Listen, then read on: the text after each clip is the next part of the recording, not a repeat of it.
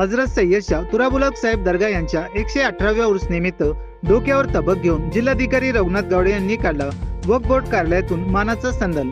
महान सुफी संत हजरत सय्यद शाह तुराबुलक साहेब यांची परभणी येथील दर्गा सर्व धर्म समभावाचे एकात्मतेचे प्रतीक असून सर्व जिल्हावासियांचे हे श्रद्धास्थान आहे।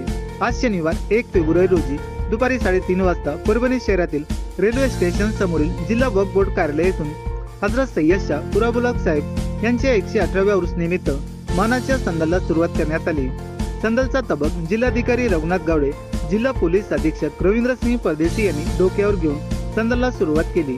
यावेळी जिल्हा पोलीस अधीक्षक रवींद्रसिंह परदेशी, तहसीलदार संदीप राजपुरे, तहसीन अहमद खान, जाकीर लाला, वक्फ बोर्ड अधिकारी इम्रान नदवी यांच्यासह अन्य मान्यवरांची उपस्थिती होती।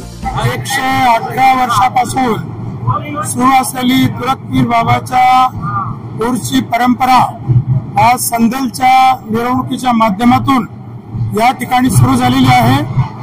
गेल्या 118 वर्षापासून परभणी शहरातले सर्व नागरिक बंधू, हिंदू असेल, मुस्लिम असेल, ओबीसी असेल, सर्व समाजाचे लोक या तुरक पीर बाबाला मानतात। अतिशय एकजुटीने, एक दिलाने हा उत्सव साजरा करतात।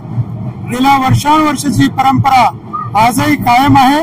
या ठिकाणी संदल कमिटीचे सर्व सन्मान्य सदस्य, त्यांचे चेअरमन असतील, त्या सर्वांनी अतिशय उत्साहाने या उर्साची सुरुवात केलेली आहे।